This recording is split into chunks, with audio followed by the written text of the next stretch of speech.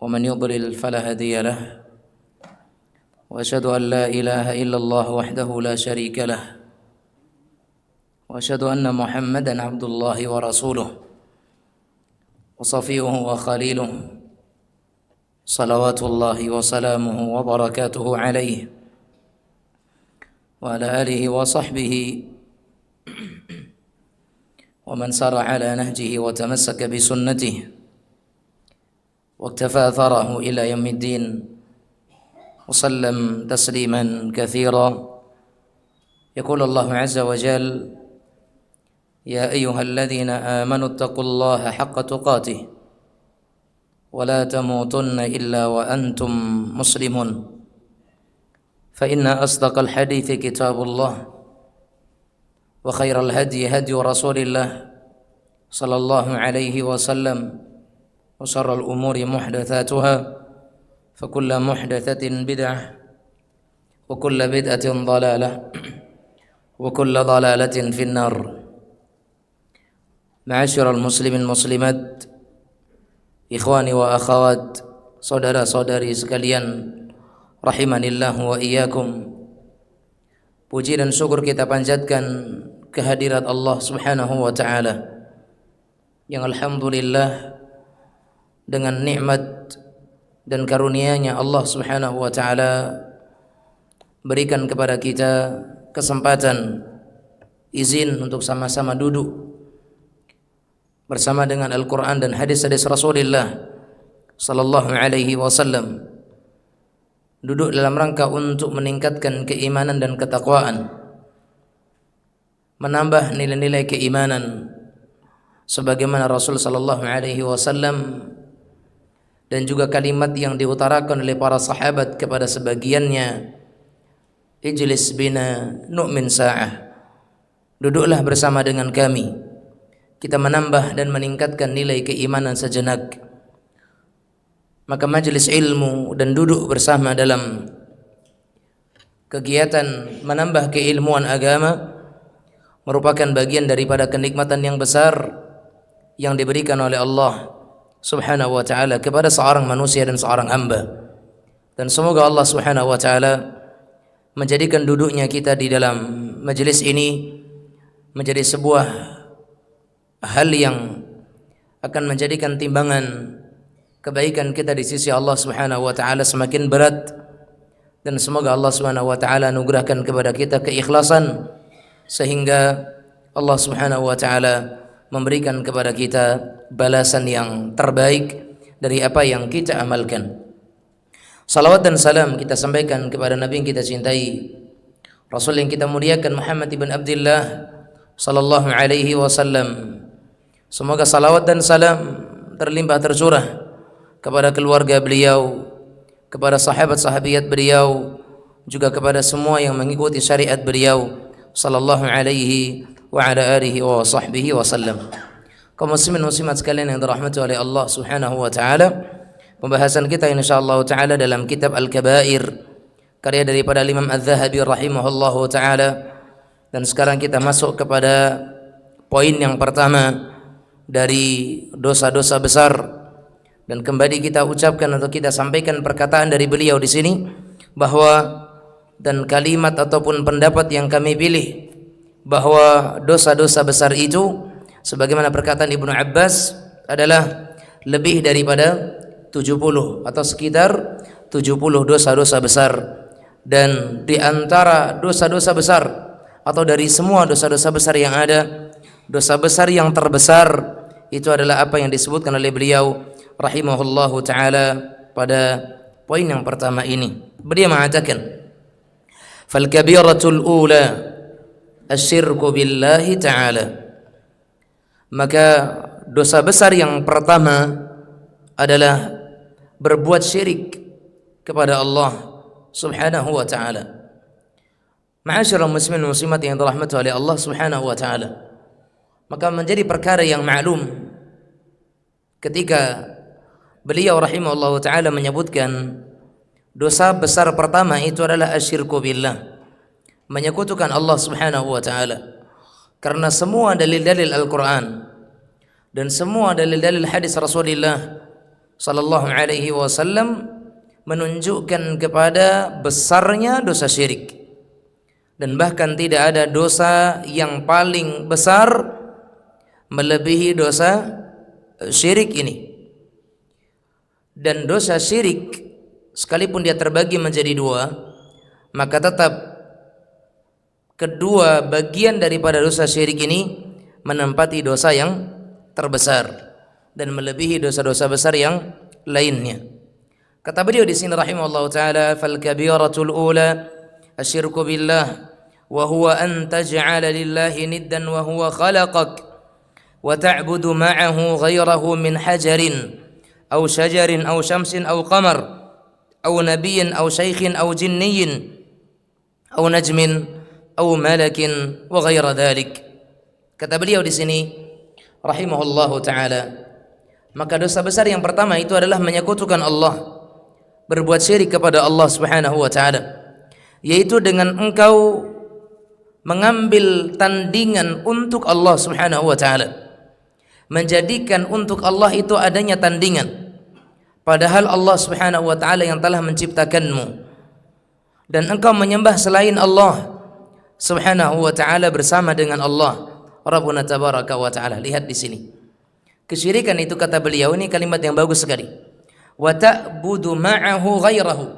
Engkau menyembah Allah, tapi engkau juga menyembah selain Allah bersama dengan engkau mengibadati Allah Subhanahu wa taala. Jadi, kalau kita lebih pahami kalimat beliau di sini rahimahullah, kesyirikan itu bukan hanya kemudian memang orang itu meninggalkan ibadah kepada Allah, bukan.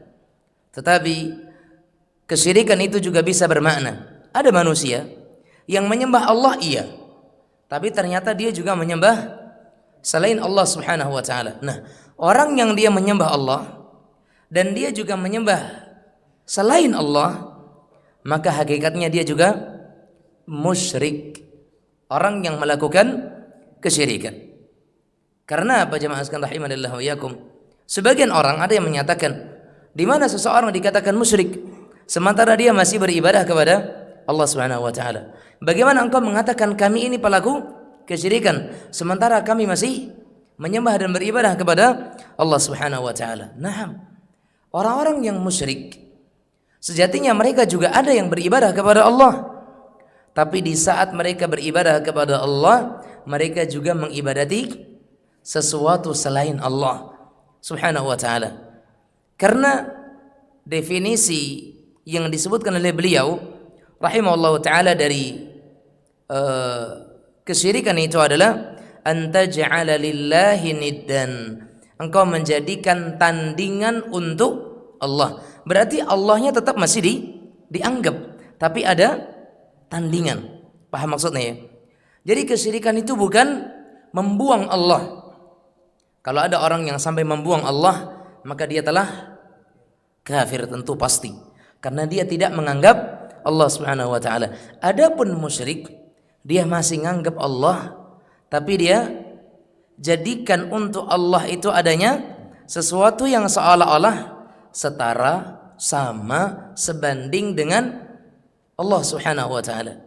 Makanya kalau kita katakan, atau ada yang menyatakan orang-orang salafi misalkan, atau orang-orang yang menisbatkan dirinya kepada sunnah, mereka serampangan dalam menuduh orang-orang musyrik sebagai pelaku kesyirikan, sementara orang-orang yang mereka tuduh sebagai pelaku kesyirikan pada hakikatnya mereka masih menyembah Allah. Lah memang iya, para pelaku kesyirikan mereka masih mengibadati Allah di satu ibadah, tapi di sisi lain, di tempat lain, di keadaan yang lain, mereka mengibadati sesuatu selain Allah Subhanahu wa taala. Maka lihat definisi yang diberikan oleh Imam Adz-Dzahabi rahimahullah taala, wa ta'budu ma'ahu ghairahu.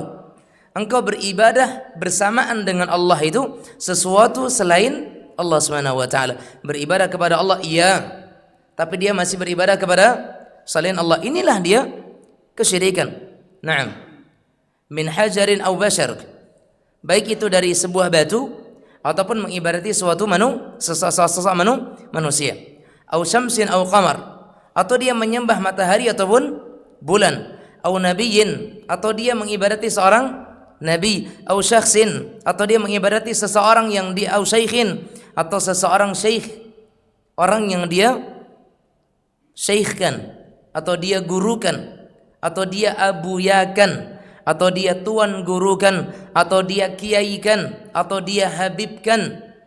Kemudian au jinniyin, atau dia mengibadati jin, au najmin, atau dia mengibadati bulan, bintang, au malak, atau bahkan dia mengibadati malaikat sekalipun, maka semua itu tidak diizinkan untuk menjadi tandingan bagi Allah Subhanahu wa taala.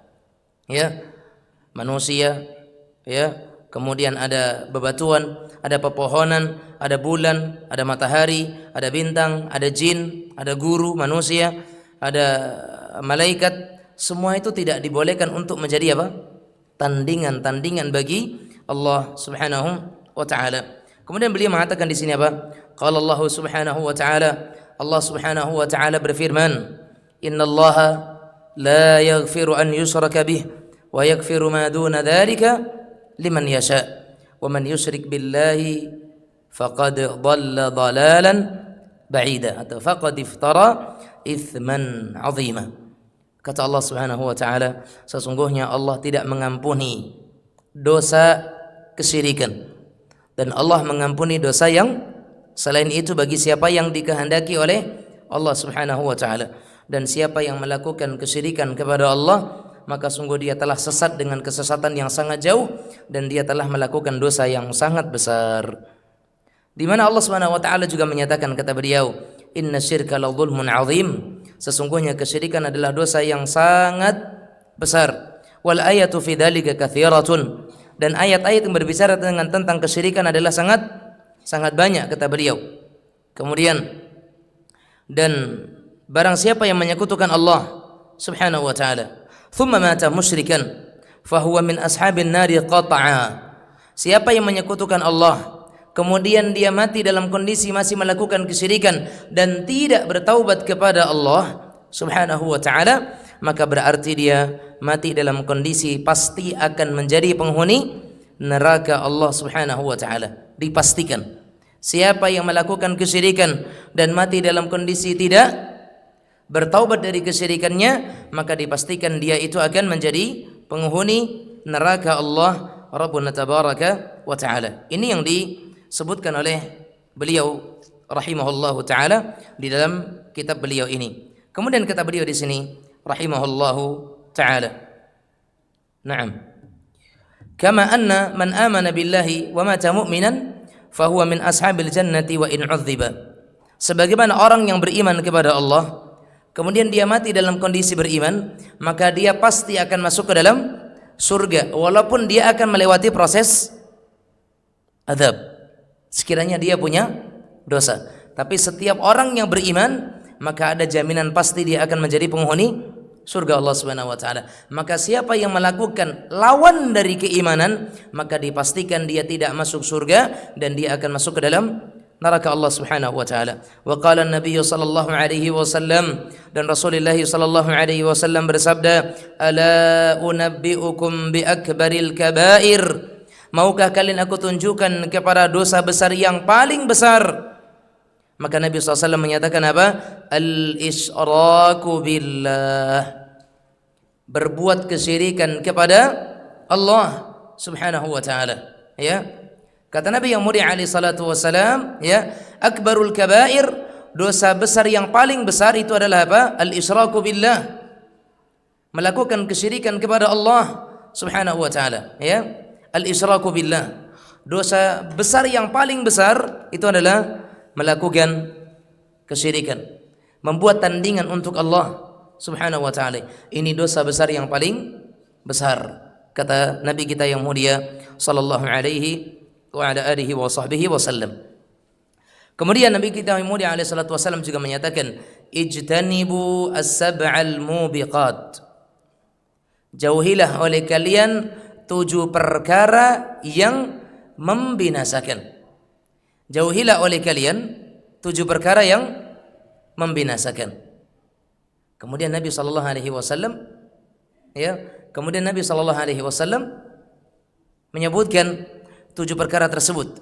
Di antara 7 perkara itu adalah apa? Al-isyraku billah. Ya, al-isyraku billah, yaitu melakukan kesyirikan kepada Allah Subhanahu wa taala. Ini yang disebutkan oleh Nabi kita yang mulia sallallahu alaihi wasallam. Bahkan Nabi kita yang mulia alaihi salatu wasallam menyatakan, "Wa man baddala dinahu faqtuluhu."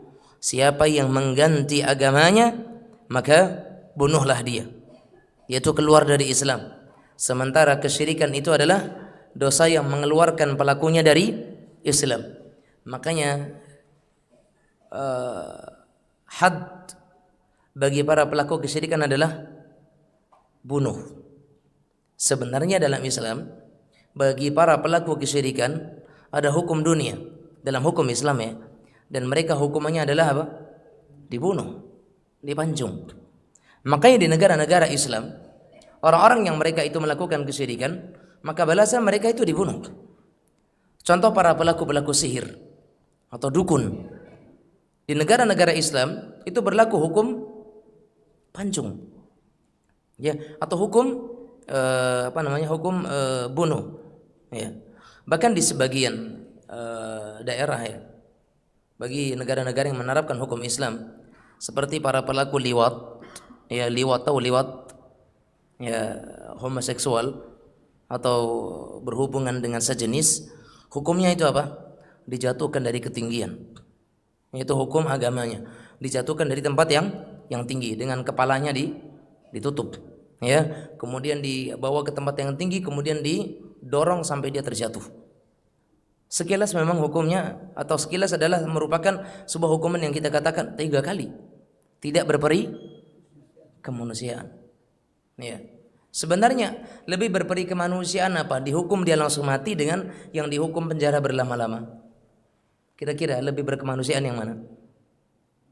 Ya. Langsung mati ya kan. Baik.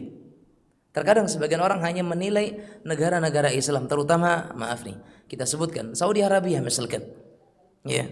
Yang mereka menerapkan sebagian hukumnya dengan hukum-hukum Islam. Mereka akan mengatakan ini negeri enggak punya peri kemanusiaan. Hukum pancung lah, penggal dan sebagainya, dijatuhkan dari ketinggian dan seterusnya. Tayyib, mereka menerapkan hukum agama. Dan begitulah hukum agama. Sebagaimana hukum pencuri, maka hukum dalam Islam apa? Dipotong tangannya. Itu hukum Islam. Wasariqu wasariqatu faqta'u aydiyahuma jazaa'an bima kasaba nakalan min Allah wallahu azizun hakim. Pencuri laki-laki dan pencuri perempuan, maka potonglah tangan mereka berdua sebagai bentuk balasan atas apa yang mereka lakukan. Tayyib. Itu hukum agama, hukum syariat, ya. Dan semuanya adalah untuk kemaslahatan, dan setiap dosa yang memiliki hukum dunia itu semuanya adalah untuk kemaslahatan. Semuanya untuk kemaslahatan. Termasuk di antaranya adalah hukum para pelaku kesyirikan. Para pelaku kesyirikan hukum had dunianya adalah apa? Faqtuluh. Bunuh mereka. Ini kata Nabi yang mulia sallallahu alaihi wa ala alihi wa sahbihi wasallam. Baik. Ma'asyiral muslimin muslimat yang dirahmati oleh Allah Rabbuna tabaraka wa taala. Makanya kita bahas satu persatu dari ayat demi ayat dan dalil demi dalil yang disebutkan oleh penulis di sini rahimahullahu taala.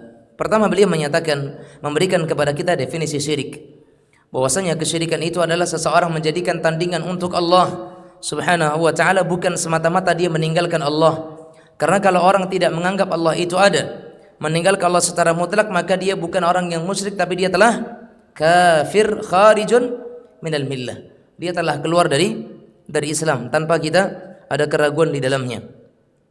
Dan secara lahir atau secara zahir, definisi yang diberikan oleh Imam Az-Zahabi rahimahullah ta'ala adalah terkait dengan syirik tauhid al-uluhiyah, terkait dengan tauhid penghambaan, tauhid ibadah. Karena itulah tauhid yang paling penting, tauhid yang paling mulia. Karena rata-rata ketika terkait dengan tauhid penciptaan, tauhid perbuatan Allah, semua orang akan tahu. Ketika ditanya siapa yang menciptakan langit, Allah. Yang menciptakan bumi, Allah. Yang menciptakan hewan-hewan, Allah. Yang menciptakan tumbuhan, Allah. Yang berhak disembah, baru mereka berbeda-beda. Nah, makanya Al-Imam Muhammad bin Abdul Wahhab, beliau Dalam kitab Tauhid, beliau fokus pembahasannya terkait dengan apa? Tauhidul uluhiyah. Syekhul Islam Ibnu Taimiyah rahimahullah taala dalam akidah wasithiyah, beliau lebih fokus kepada tauhid asma wa sifat. Karena dalam kebanyakan orang terpeleset dalam dua pembagian ini. Dalam tauhid uluhiyah dan dalam tauhid asma dan sifat. Makanya Syekh Muhammad bin Shalih Al-Utsaimin beliau juga mempunyai kitab Al-Qawaidul Muthla, ya, dalam memahami sifat-sifat Allah dan nama-nama Allah Subhanahu wa taala. Oleh karenanya jemaah sekalian yang dirahmati oleh Allah Rabbuna tabaraka wa taala, menjadikan untuk Allah Subhanahu wa taala tandingan adalah merupakan perkara yang sangat tercela dalam agama kita. Naam. Kemudian jemaah sekalian rahimanillah wa iyyakum. Al-Imam Ibnu Qayyim Al-Jauziyah rahimahullahu taala beliau pernah menyatakan, ya, faman a'ta hubbahu wa dhullahu wa khudu'ahu li ghairillah faqad syabbaha bihi fi khalisi haqqihi.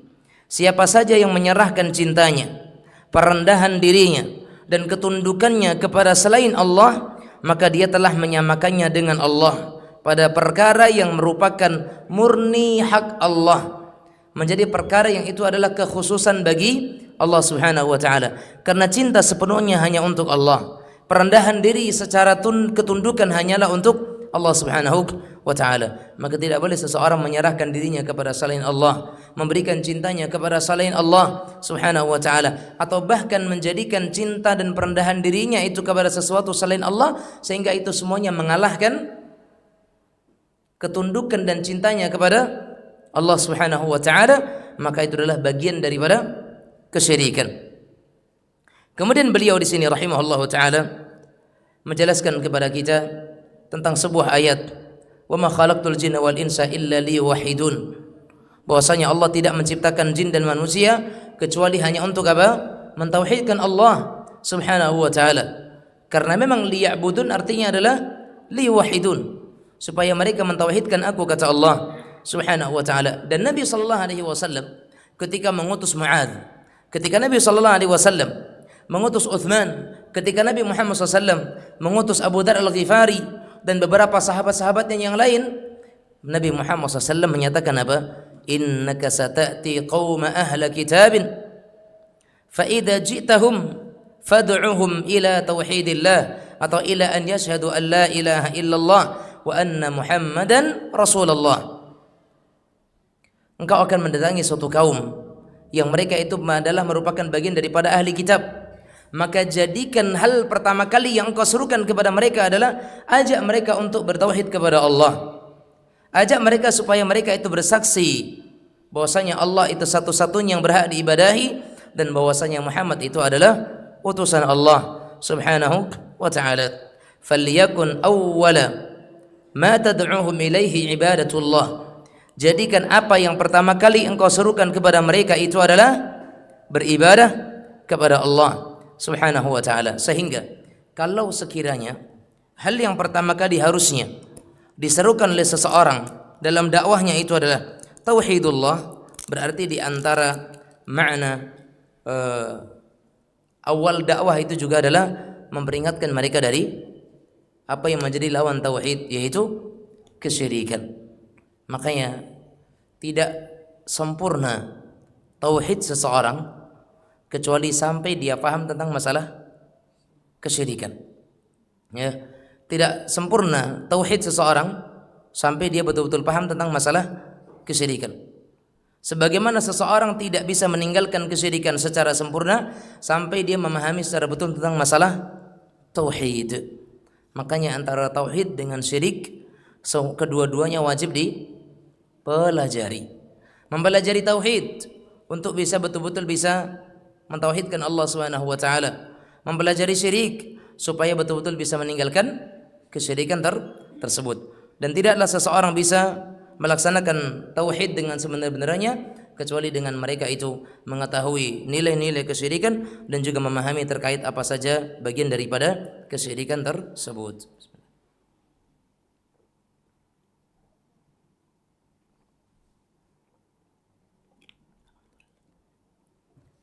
Jadi jamaah sekalian yang dirahmati oleh Allah Subhanahu wa ta'ala.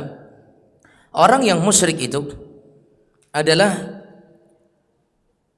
orang yang sedang menunjukkan bahwa dirinya itu masih menyembah Allah, hanya saja dia juga menyembah selain Allah. Paham ya?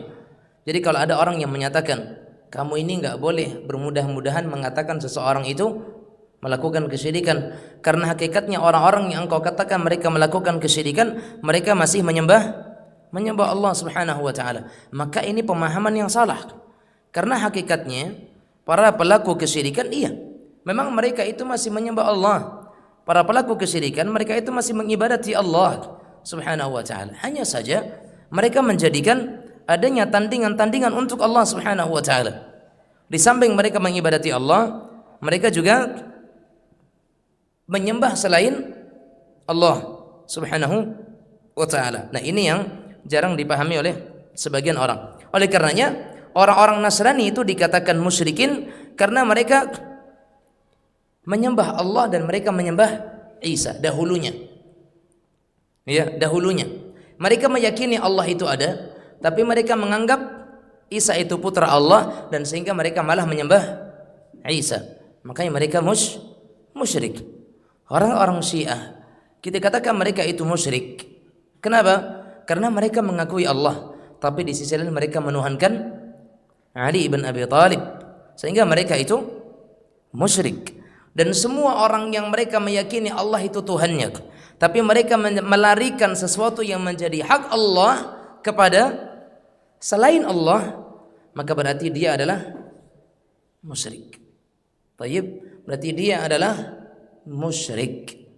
Nah, jadi jangan salah paham. Adapun orang-orang ateis secara syariat mereka tidak disebut musyrik.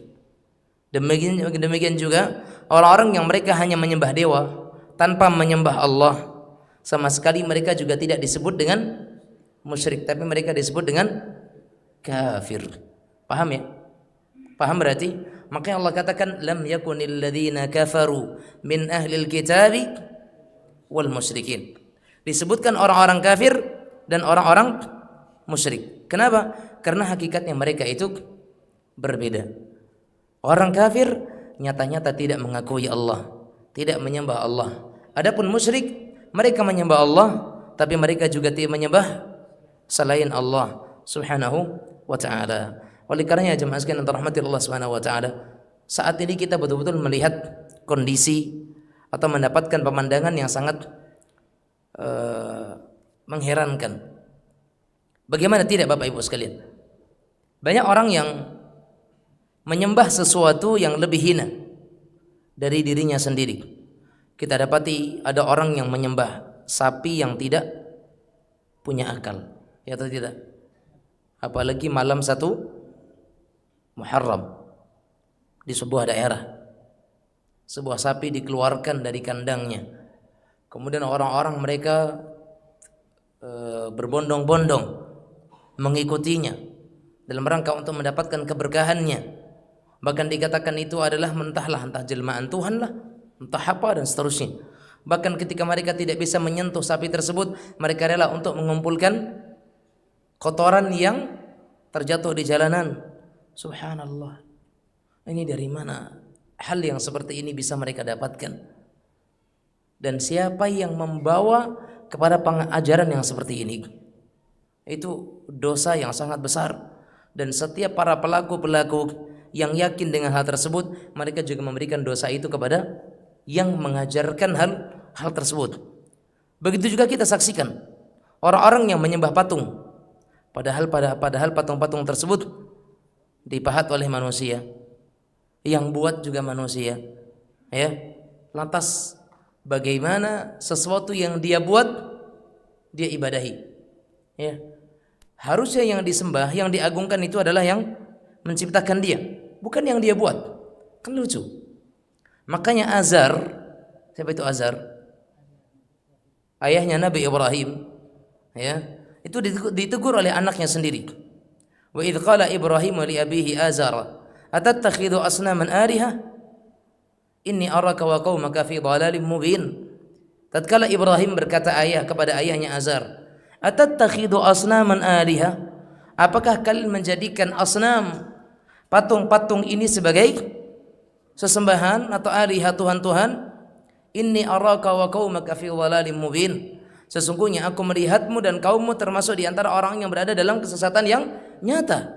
Kata Nabi Ibrahim alaihissalam. Tapi ujung-ujungnya apa kata ayahnya? La illam tantahi la arjumannak wahjurni maliya. Kalau engkau tidak berhenti dari ocehanmu, maka betul-betul aku akan lempari engkau dengan batu. Kalau tidak, maka tinggalkan aku dan berpalinglah engkau dari ayahmu ini. Ini ayahnya. Ketika sang anak menasihatinya, ketika sang anak mengajarkannya, ketika sang anak itu mengarahkan kepada hal yang baik, inni akhafu an yamassaka 'adzabun minar rahman fatakuna lisyaitani waliyak. Aku khawatir jika sekiranya akan menimpamu adab dari sisi Allah Subhanahu wa taala yang Maha Pengasih dan engkau menjadi budak bagi syaitan. Apa kata ayahnya? Aragibun anta an alihati ya Ibrahim? Apakah engkau membenci Tuhan-Tuhanku wahai Ibrahim? Ya kan? Kalau engkau enggak berhenti, maka aku akan lempari engkau dengan batu. Lihat. Ini kalau sudah tertutup dari hidayah, apapun nasihat yang diberikan kepadanya, apapun ujian, cobaan yang datang kepadanya, tidak menjadikan dirinya itu sadar. Ya, makanya faman yuridillahu an yahdiyahu yashrah sadrahu lil Islam. Siapa yang Allah kehendaki untuknya itu hidayah, maka Allah akan jadikan dadanya itu mudah dan lapang untuk menerima kebenaran. Dari siapapun kebenaran itu akan dia terima, walaupun hakikatnya pahit untuk dia terima. Bahkan kata Allah Subhanahu wa taala, ata'buduna ma tanhitun? Apakah kalian akan menyembah sesuatu yang kalian pahat sendiri? Ya, dari batu kalian pahat, dari kayu kalian pahat, ya. Maka kemudian apakah kalian akan sembah Tuhan-Tuhan tersebut? Maka jemaah sekalian yang dirahmati oleh Allah Rabbuna tabaraka wa ta'ala, lihat pembesar Mesir di masa Nabi Yusuf alaihissalam, ketika akhirnya dia menerima dakwahnya Nabi Yusuf, akhirnya dia menolak agama yang ada di masanya ketika itu, yang sebelum-sebelumnya dia tinggalkan dan dia percaya kepada Tuhannya Yusuf alaihissalam. Ya, karena apa? Dia melihat berbagai kebenaran-kebenaran yang dimiliki oleh Tuhannya Yusuf alaihissalam, kepadanya ilahnya Yusuf alaihissalam.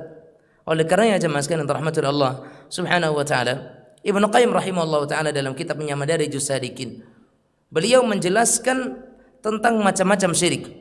Ya, baik itu syirik besar ataupun syirik kecil, ya. Syirik besar dan syirik kecil termasuk di antara dosa besar, paham ya? Saya ulang, mau syirik besar dan syirik kecil, dia tetap dosa besar. Riya syirik kecil dan dia dosa besar.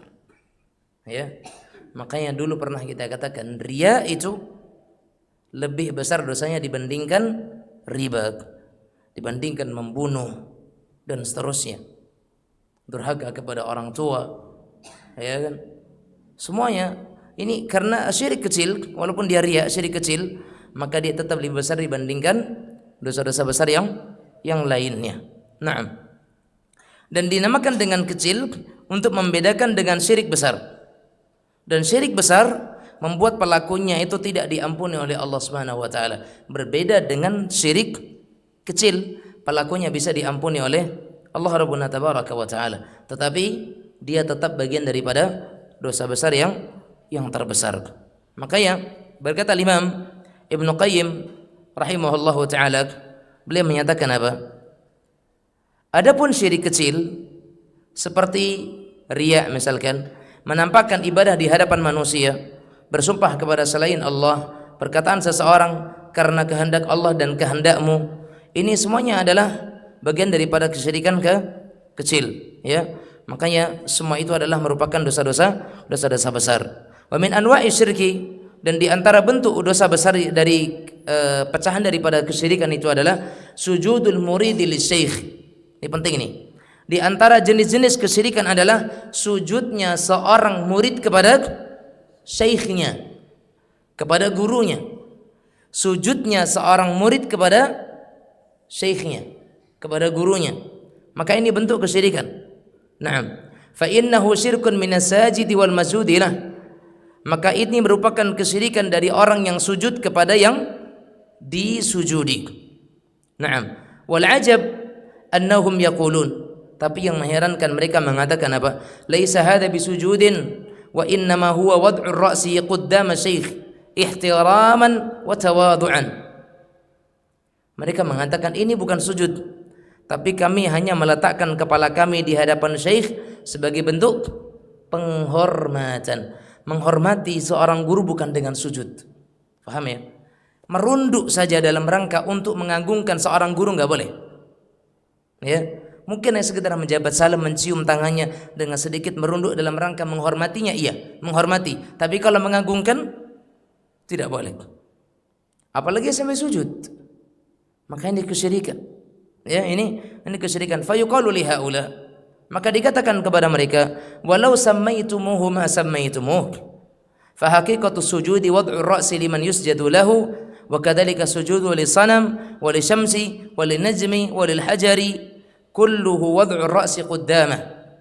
Maka kata beliau di sini rahimallahu taala, sekalipun kalian menamakannya dengan apapun yang kalian namakan, namun hakikatnya itu adalah sujud.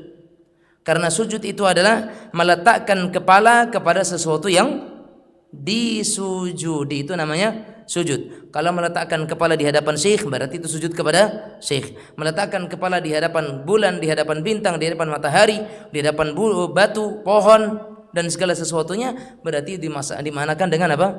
Sujud kepada sesuatu tersebut. Faktanya memang ada orang-orang yang mereka itu sujud di hadapan gurunya, di hadapan syekhnya, di hadapan habibnya, di hadapan kiainya, di hadapan ustadz dan buyanya, dan semua sebutan-sebutan untuk seorang guru. Dan ini merupakan pengagungan yang akan menjatuhkan seseorang ke dalam kesyirikan. Oleh karenanya Ibnu Qayyim rahimahullah taala menyatakan bahwa ya semua itu adalah bagian daripada kesyirikan, karena tidak mungkin beliau menyebutkan hal ini kecuali hal ini ada di zaman beliau sallallahu alaihi wasallam, dan ternyata di zaman beliau sudah ada, apalagi di zaman sekarang yang zamannya semakin rusak dibandingkan dengan zaman Imam Ibnu Qayyim alaihi rahmatullahi subhanahu wa taala. Masuk waktu? Belum. Tayyib. Kemudian jemaah sekalian yang dirahmati Allah subhanahu wa taala, wa min anwa'ihi ruku'ul muta'ammimin ba'dihim li ba'din 'inda al-mulaqah wa hadha sujudun fil lughah wa bihi fusira qawluhu ta'ala wadkhulul baba sujjada ay munhanina wa illa fala yumkinu ad-dukhulu bil jabhati 'ala al-ard. Dan di antara jenis kesyirikan itu adalah rukuknya sebagian orang yang memakai sorban kepada sebagian yang lainnya ketika berjumpa. Disebutkan dengan muta'ammimin, orang yang pakai imamah, orang yang bersurban, ya, pakai imamah, baik yang dililitkan ataupun yang tidak dililitkan, ya. Nah, ini jamaah sekalian yang dirahmati oleh Allah subhanahu wa ta'ala, ketika mereka berjumpa, kemudian mereka merunduk, kemudian mereka mencium, dan kemudian mereka sampai bentuk kepada hal yang itu semacam menghinakan diri di hadapan seorang guru dan syekhnya, maka ini bagian daripada bentuk-bentuk kesyirikan sebagaimana perkataan Imam Ibnu Qayyim rahimahullah taala, karena ini bentuk di antara bentuk sujud. Karena Allah katakan apa? Sujud itu tidak harus kemudian kepalanya itu nempel tanah. Sujud dalam bahasa Arab tidak diartikan semata-mata setiap dahi harus menempel tanah. Karena kata Allah Subhanahu wa taala apa? Wadkhulul baba sujjadan. Masuklah kalian kepada pintu surga dalam kondisi sujud. Masa iya masuk ke dalam surga dalam kondisi dahinya itu nempel di tanah? Gimana ceritanya? Berarti sujjadan di sini dalam arti apa? Merunduk, penuh dengan penghormatan kepada Allah Subhanahu wa taala. Makanya ruku, sujud itu hanya apa? Untuk kepada Allah Subhanahu wa taala. Wallahu taala alam bisawab. Nah, kita dengarkan adzan isya terlebih dahulu. Wa sallallahu wasallam ala nabiyyina Muhammadin wa ala alihi wa sahbihi wasallam. Belum? Berapa menit lagi? Tayyib.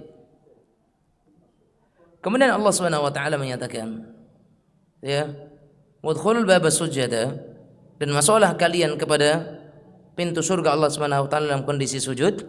Maksudnya adalah ruku. Maksudnya adalah dengan ruku. Sehingga ruku itu bisa dimaknakan dengan sujud dalam suatu kondisi. Ya, dalam suatu kondisi. Kemudian beliau juga melanjutkan perkataannya. Nah, kita lanjutkan setelah adzan. Wassallallahu wasallam ala nabiyyina Muhammad wa ala alihi wa sahbihi wasallam.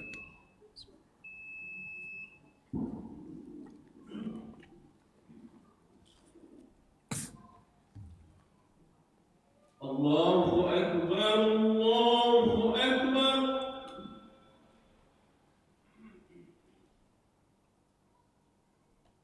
Allahu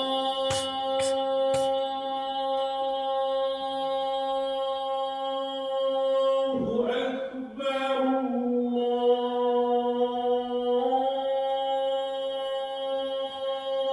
Allahu Akbar.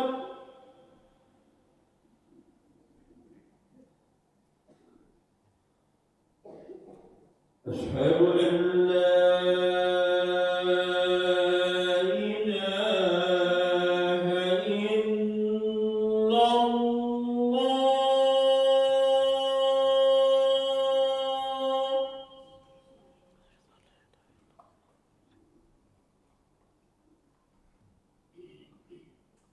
أشهد أن لا إله إلا الله.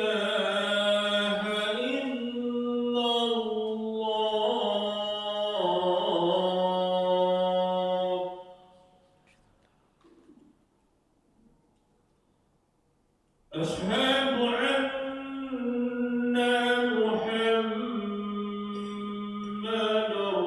رسول الله.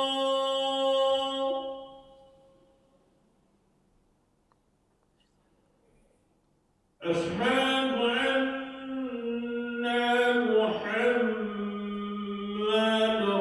رسول الله.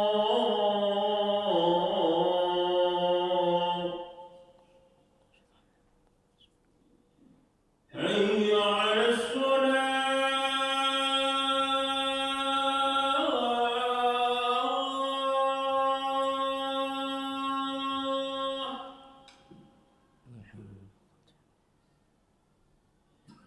حي على الصلاة.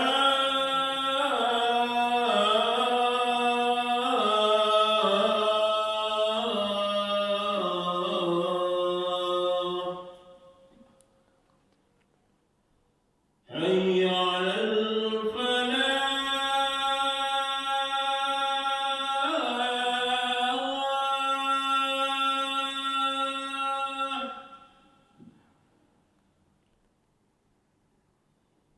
حي على الفلاح.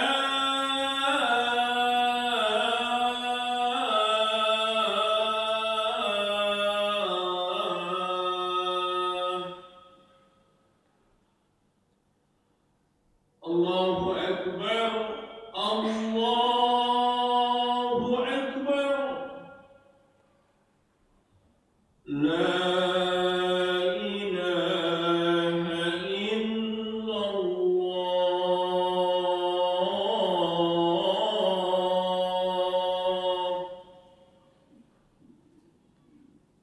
أشهد أن لا إله إلا الله وحده لا شريك له وأن محمدا عبد الله ورسوله. رضينا بالله ربا وبمحمد رسولا. اللهم صل على محمد وبارك على اللهم رب هذه الدعوة التامة والصلاة آت محمد الحمد لله والصلاة والسلام على رسول الله. أما بعد، ومن أنواعه حلق الرأس للشيخ، فإنه تعمد لغير الله، ولا يتعبد بحلق الرأس إلا في النسك لله خاصة. Kata beliau di sini rahimahullah, dan di antara bentuk kesyirikan itu adalah seseorang itu mencukur rambutnya demi seorang syekh. Ada ternyata di zaman beliau orang yang menyengaja mencukur rambutnya karena untuk atau sebagai bentuk ketundukan kepada syekh. Dan ini adalah bagian daripada kesyirikan. Karena tidak boleh seseorang beribadah dengan bentuk mencukur rambutnya kecuali dalam satu kegiatan, atau dalam sebuah ibadah yang bernama umrah atau haji, itu saja. Dan itu hanya untuk Allah Subhanahu wa taala. Selain daripada itu maka tidak diizinkan. Maka jika ada orang yang sengaja mencukur rambutnya hanya karena untuk seorang guru, seorang syekh, maka ini hukumnya adalah kesyirikan, kata beliau.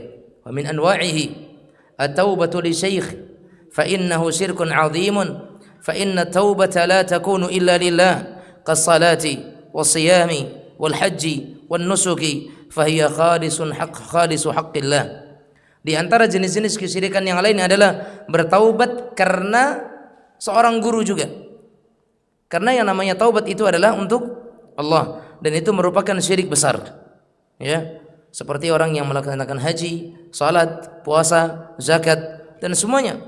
Karena itu semuanya adalah merupakan hak Allah Subhanahu wa taala. Kalau sekiranya dia bertaubat karena yang lainnya, dia bertaubat bukan karena Allah Subhanahu wa taala, maka itu bagian daripada kesyirikan. Wa min anwa'ihi an-nadharu li ghairillah.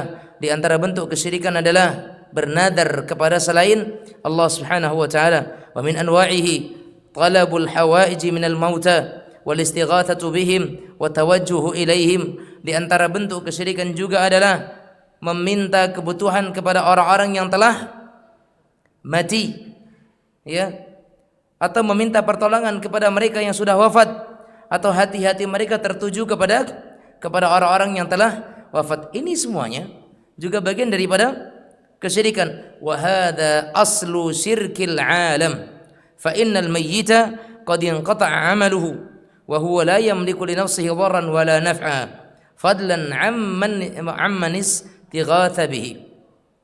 Kata beliau di sini rahimahullah taala, maka ini merupakan bagian daripada asal kesyirikan. Karena apa? Karena sesungguhnya seorang mayit atau mayat itu telah terputus darinya semua jenis amalannya, dan ia tidak bisa memberikan mudarat dan juga tidak bisa memberikan manfaat. Makanya kalau mayit sudah dikuburkan, semuanya udah selesai urusan dia di dunia dengan kita. Enggak akan datang lagi, enggak akan balik lagi, enggak akan menemui kita lagi. Kalaupun ada yang balik menemui kita, itu bukan dia. Kalau ada yang datang dalam mimpi kita pun bukan dia. Dia sudah berbeda alam. Dia sudah sibuk dengan urusannya. Enggak ada lagi kesempatan dia untuk balik. Apalagi cuma ngingetin, itu kebun yang di sana tolong urusin, jangan sampai diambil sama tetangga. Nggak sempat ngurusin urusan dunia. Itu baju tolong kau kasih ke bapak itu baju jangan dipakai, itu baju begini begitu. Nggak sempat mikirin baju. Yang dia pikirkan adalah bagaimana pertanyaan mungkar dan nakir. Itu yang dia pikirkan. Nggak akan ada kesempatan untuk kembali ke dunia. Karena kata Allah, kalla, sekali-kali dia tidak akan bisa tidak akan bisa balik, nggak akan bisa keluar. Wa min waraihim barzakhun ila yaumi yub'atsun. Karena di antara dia dengan dunia sudah ada barzakh. Apa itu barzakh? Penghalang, dinding penghalang antara orang yang sudah dalam kubur dengan dunia. Sudah ada dinding penghalang, nggak bisa keluar. Kalau ada yang keluar mengatasnamakan dia, ya berarti bukan dia, karena mengatasnamakan. Yang namanya mengatasnamakan berarti bukan dia. Maka percayalah Bapak Ibu sekalian, siapapun yang datang dalam mimpi atau dalam bayangan ataupun dalam dunia nyata dan dia mengaku sebagai keluarga kita yang telah wafat dan sudah dikuburkan, hakikatnya itu bukan dia. Tapi kalau belum dikuburkan, kalau sudah dicabut nyawanya juga bukan dia, karena sudah berbeda alam. Yang datang itu bukan dia tapi jin. Ya, jin yang pengen ganggu kita, itu yang pasti. Ya, itu jin. Karena di antara kemampuan yang Allah berikan kepada jin itu adalah bisa merubah wujudnya. Dia bisa merubah wujudnya. Itu di antara kemampuan yang Allah Subhanahu wa taala berikan kepada jin tersebut. Oleh karenanya jemaah sekalian rahimanillah wa rahimakumullah, jangan mudah percaya dengan datangnya seseorang yang sudah wafat itu dalam mimpi, atau ketika kita di rumah sendirian tiba-tiba dia nampak duduk di atau di rumah atau di kamar, di ruang tamu, di dapur sedang buka kulkas. Lah ngapain dia balik buka kulkas? Mana masak rendang? Hah? Enggak ada kepikiran itu Bapak Ibu sekalian. Dia sudah sibuk, mau ngabisin rendangnya yang belum habis, mau makan. Naudzubillah. Jemaah sekalian, jangan mudah percaya, karena semua itu tidak akan ada. Wallahu taala alam bisawab. Insyaallah taala kita lanjutkan pada pertemuan berikutnya باذنillah taala, dan kita masuk kepada dalil yang kedua yang disebutkan oleh beliau rahimahullahu taala. Wallahu taala. Silakan kalau ada pertanyaan terkait dengan bab ini. Nah, silakan. Silakan.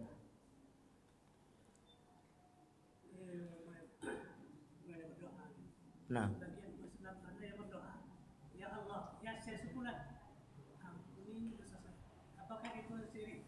jelas kalau dia memanggil Allah kemudian dia memanggil selain Allah, berarti itu adalah syirik, dan itulah dia syirik. Adanya tandingan atau adanya sesuatu yang disamakan dengan Allah, itulah hakikat kesyirikan, dan itu tidak dibolehkan dalam agama. Tadi kita katakan hakikat kesyirikan itu adalah menjadikan sesuatu selain Allah itu seolah-olah sama dengan Allah. Dia memanggil Allah, tapi juga dia memanggil kepada selain Allah Subhanahu wa taala. Ada yang menyatakan, wahai fulan atau syekh fulan, ya, mintakan itu kepada Allah. Dia tidak akan mau dikatakan sebagai kesyirikan. Tapi ngapain dia minta kepada orang yang sudah mati? Apakah kiranya orang yang sudah mati bisa menyampaikan hajatnya kepada Allah? Mereka mengatakan apa? Ma na'buduhum illa liyuqarribuna ilallahi zulfa. Oh, kami itu enggak menyembah mereka, cuman kami menjadikan mereka sebagai perantara yang mendekatkan kami dengan tujuan kami. Mereka enggak bisa ngapa-ngapain. Innal ladzina tad'una min dunillahi ma yamlikuna min qitmir. Apa-apa yang mereka seru selain Allah Subhanahu wa taala, mereka tidak bisa memberikan apapun sedikit pun. Enggak bisa.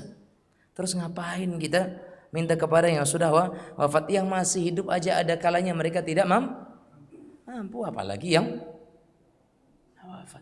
Kalau begini Ustaz, saya pernah kerja dulu ya, kami sekarang sudah tukar. Ya Allah, berkat saya nak sabar nih, berkat kita tukarnya dengan berkat.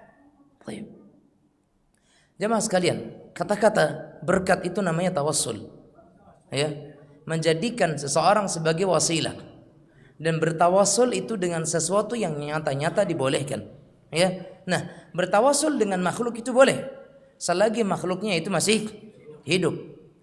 Ya, contohnya, Pak, tolong doakan saya agar saya begini dan begitu, boleh bertawassul dengan doanya orang yang masih hidup. Tapi kalau berkat Syekh A, berkat Syekh B, emang dia siapa?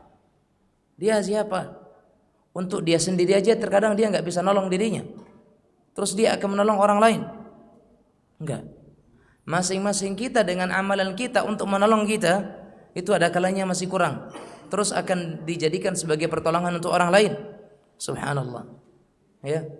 Sementara kata Nabi Muhammad SAW, hanya untuk menjadikan Rasulullah sebagai tawasul, bertawasul dengan Rasulullah SAW yang sudah wafat aja tidak dibolehkan, apalagi selain Rasulullah SAW. Bijahi Muhammad, misalkan dengan kemuliaan, dengan kedudukan Muhammad SAW, enggak boleh. Yang boleh dengan apa? Dengan keimanan kita, dengan ketauhidan kita. Ya, Rabbana amanna faghfir lana dzunubana wa kaffir 'anna sayyi'atina wa tawaffana ma'al abrar. Itu boleh. Wahai Rabb kami beriman, maka dengan keimanan itu maka ampunilah dosa-dosa kami. Itu boleh. Kita bertawasul dengan keimanan kita, bertawasul dengan tauhid kita, itu boleh. Atau bertawasul dengan nama-nama Allah. Ya Allah, wahai Dat yang membolak-balikkan hati, wahai Dat yang maha pengasih, Wahai Zat yang Maha Pemurah, wahai Zat yang Maha Pemberi rizki, yang Maha Penerima taubat, dan seterusnya. Itu kita bertawasul dengan nama-nama Allah Subhanahu wa taala. Hukumnya boleh. Bahkan kata Allah, "Walillahil asmaul husna fad'uuhu biha." Allah punya nama-nama, maka serulah Allah dengan nama-nama tersebut. Kita bertawasul dengannya. Atau kita bertawasul dengan sifat-sifat Allah. Ya Allah, Engkau Zat yang memiliki kasih sayang, maka dengan kasih sayangmu ya Allah, berikanlah kepadaku kasih sayangmu, kasihilah aku, dan seterusnya. Maka itu boleh. Tapi kalau kita bertawasul dengan orang yang sudah wafat, yang kita tidak tahu mereka adalah orang yang saleh atau tidak, walaupun dalam pandangan kita dia orang yang saleh, di mata Allah apakah dia saleh atau tidak kita nggak tahu. Ya, wallahu taala a'lam. Nah, silakan yang lain. Allah.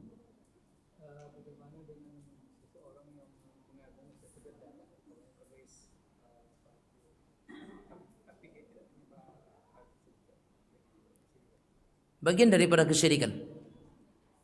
Bagian daripada kesyirikan. Kenapa? Karena setiap orang yang mengagungkan pasti dia meyakini adanya sesuatu kekuatan. Ya atau tidak? Dia mengagungkan keris. Kenapa keris itu diagungkan? Karena pasti dia merasakan dalam keris itu ada sebuah kemampuan memberikan ketenangan mungkin. Kemampuan memberikan rasa nyaman, kemampuan memberikan kekuatan, berarti ada kemampuan. Nah, memberikan kemampuan kepada sesuatu yang itu hanya menjadi kekhususan bagi Allah, apa namanya? Syirik. Sekalipun mungkin itu jatuhnya kepada syirik kecil, tapi tetap itu adalah dosa besar, ya. Dan Nabi Muhammad SAW tidak pernah menjadikan suatu benda itu sebagai penyebab adanya kekuatan, kecuali bacaan Al-Quran yang nyata-nyata akan memberikan kekuatan kepada kita, apa? Al-Quran, mukjizat Nabi Muhammad SAW yang terbesar. Tapi tidak boleh menjadikan Al-Quran sebagai penambah kekuatan dari bentuk fisiknya. Nggak boleh. Kemana-mana bawa Al-Quran sebagai apa? Penangkal. Nggak boleh. Al-Quran tujuannya untuk dibaca, ditadabburi, sehingga berkahnya Al-Quran itu karena bacaannya, bukan karena fisik Al-Qur'annya. Makanya tidak ada gunanya tulisan-tulisan Al-Qur'an dipajang di dinding-dinding rumah. Kata orang untuk penangkal bala, untuk mengusir jin. Mengusir jin dari mana kalau cuma dipajang nggak dibaca? Jin itu akan takut jika sekiranya Al-Qur'an dibacakan di dalam rumah, bukan dipajang. Cuman dipajang pun tak tahu bacaannya apa. Ya kan? Banyak orang memajang kaligrafi, ketika ditanya, "Apa bacaan tuh?" "Ah, bacalah song." Tak pandai yang baca. Itu namanya apa? Manipulasi. Supaya dia tidak terkesan tidak pandai membaca. Padahal karena memang dia tidak bisa membaca. Bacalah dia yang tidak pandai itu. Tulisan Al-Quran itu mah ya. Iya. Cuman gimana bunyinya enggak tahu. Oleh karenanya jemaah sekalian rahimanallahu wa iyyakum, tidak boleh itu memajang ayat-ayat Al-Quran dalam rumah karena tidak ada faidahnya sama sekali. Al-Quran diturunkan bukan untuk dipajang, tapi untuk dibaca, ya.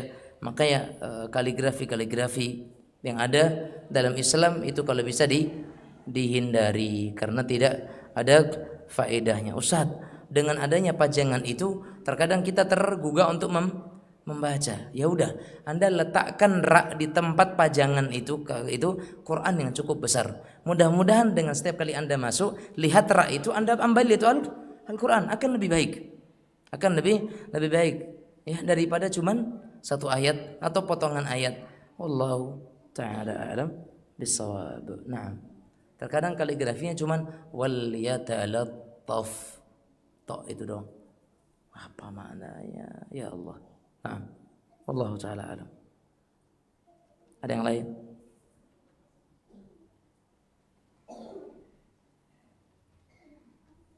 Cukup.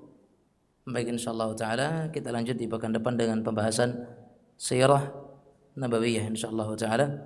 Hadza wa sallallahu wasallam ala nabiyyina Muhammad wa ala alihi wa sahbihi wasallam. Walhamdulillahirabbil alamin. Subhanakallahumma bihamdik asyhadu an la ilaha illa anta astaghfiruka wa atubu ilaik. Wabillahi taufiq wal hidayah. Wassalamu alaikum warahmatullahi wabarakatuh.